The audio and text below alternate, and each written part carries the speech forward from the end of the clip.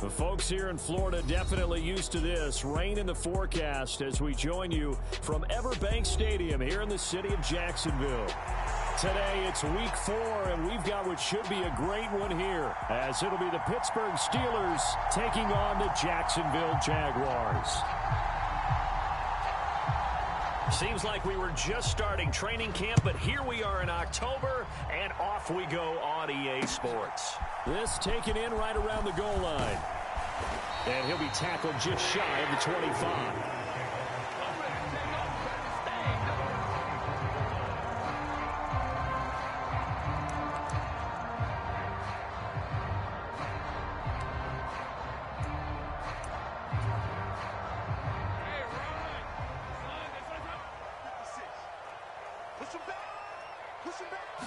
Lawrence looking to pass on the first play. Oh, the first play of the game going to be intercepted. Picked off by Cole Holcomb. Wow, just one snap in, partner, and the complexion of this game has already changed because for the defensive side, they just handed their offense a short field and a big early advantage. And even though it's only the first snap of the game, we're going to look back on this one and see if it has lasting effects as this game moves on. And he's going to get a solid gain of 9 before being brought down. Second and right at a yard. Someone's looking fresh, and this O-line is definitely licking their chops. Everyone likes to run block. If you're an offensive lineman, nice early burst, nice gain too.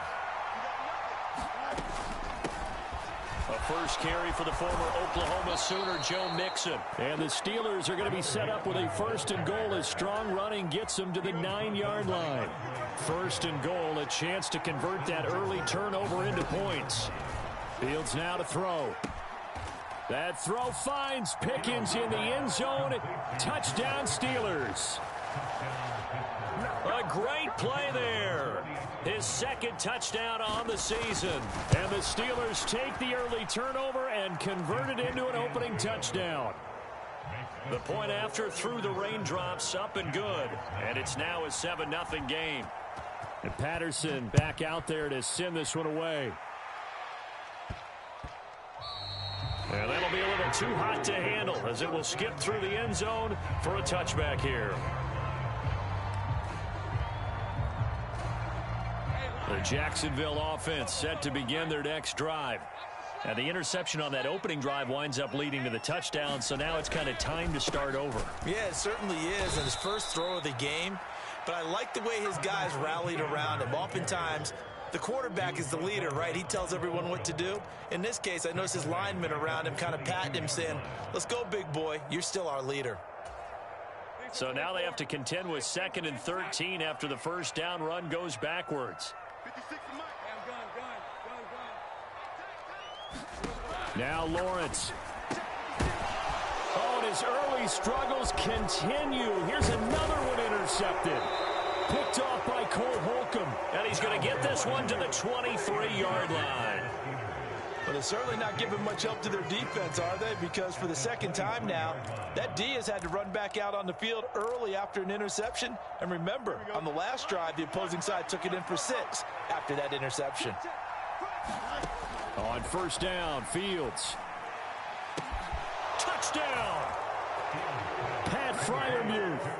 23 yards for the touchdown. And the Steelers are able to strike quickly to add on to their lead. Extra point by Patterson, up and good. And it's now 14-0. And Patterson back out there to send this one away.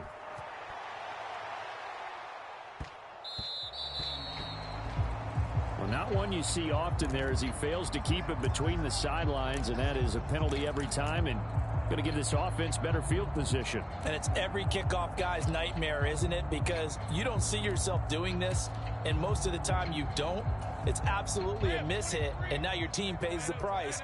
Bad field position for your defense. On first down, Lawrence. And he's going to be intercepted a third time. Picked up by Minkah Fitzpatrick. And the Steelers will take over possession here up at the 44. A nightmare of a first half for him. That's now 3 interceptions. But Charles, with his talent, if anyone can shake this off and right the ship, it's him.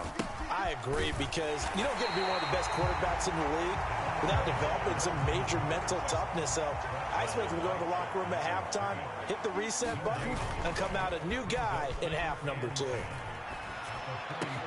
Oh, that's into double coverage and intercepted. And the possession is theirs at their own 43-yard line. If you combine last week and this week, he's got a hat trick going because he had 2 interceptions a week ago. He's seeing the ball so well and understanding where receivers are and positioning. I mean, just watching him work with such great technique and paying it off by actually catching the ball when he has a chance, he's helping his team in a huge way. Trying to shake off the interception from the last drive. He'll look to throw. The ball comes out, and it's picked up by the Steelers. And so the last 3 drives, you've got 2 interceptions and a fumble. I think we know why they're losing right now. Without question, and we've seen the evidence, just what you talked about there. If they take care of the football, number 1, maybe they're not having this deficit, and number 2, maybe they actually have the lead. That's caught inside the 20. And into the end zone. Touchdown, Pittsburgh. Pat Freiermuth. His 2nd touchdown of the game, his 3rd on the year. And the Steelers take a 3-touchdown lead. Extra point by Patterson, up and good. And it's now 21-0. So how about this for a start? 21-0 here in the first as they kick this one away. And they're going to have lousy starting field position as he's out of bounds at his 6-yard line.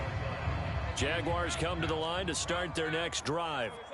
Well, CD, you kind of feel like they're in a bit of a danger zone right here because now you're down 3 scores, and I know we're in the first half, but the way this offense hasn't been able to generate anything, you feel like they probably need to get something going on this drive, right? Yeah, and sometimes I overuse if this is an important possession, but I think this has to be the possession where they come up with an answer because only a few teams in league history have ever come back from a 4-score deficit. And if they don't score here, that's what they could be facing the next time they get the ball. They'll come up now 3rd and 3.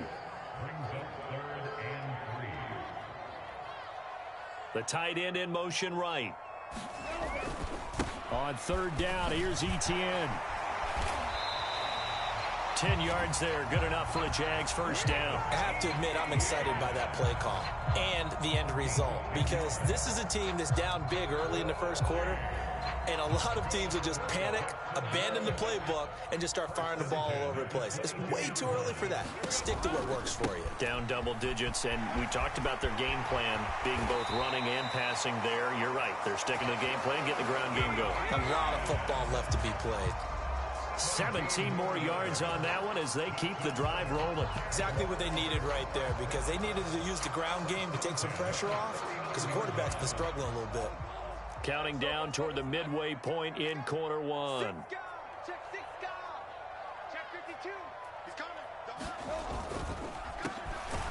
On first down, Parnell, and he is going to be stopped cold behind the line of scrimmage.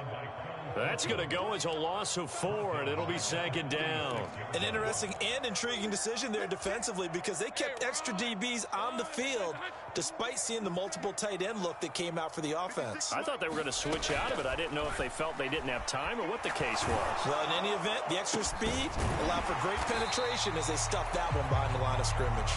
And he'll be taken down, but not before he gets into enemy territory. A Jacksonville first down on a pickup of 17. Well, these guys certainly need something good to go their way because this first quarter has been something of a disaster for them trying to move the ball. But that completion there maybe can get them focused and moving in the right direction. And his pass is intercepted for the 4th time today. Picked off by Cole Holcomb. He's to the 15. And he brings this one back. It's a pick 6. For a Steeler touchdown. Charles, it is pretty rare that we see a team build this kind of lead in the opening quarter. And, man, they seem to be clicking on all 3 phases right there. The defense doing its part with a pick 6. And it's absolutely been the definition of a start that you would pick for yourself and for your team, right? And I have a feeling that they just want to stay in this zone.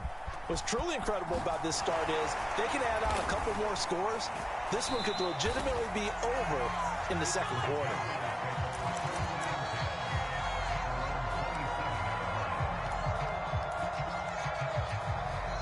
The Jacksonville offense set to begin their next drive. They find themselves in a good-sized hole here, and a good-sized hole early on in this game as they come up on first down. This is caught at the 20. A great effort there. 73 yards. And the Jags are able to cut into that deficit.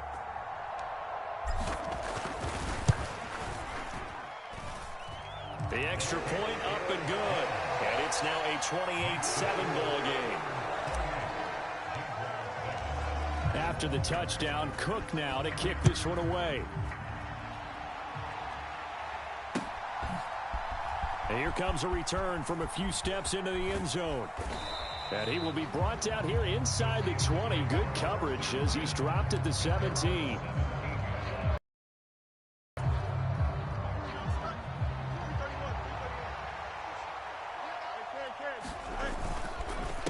They'll start on the ground here on first down. And he is going to lose yardage here. He'll lose a yard there, and it's 2nd and 11.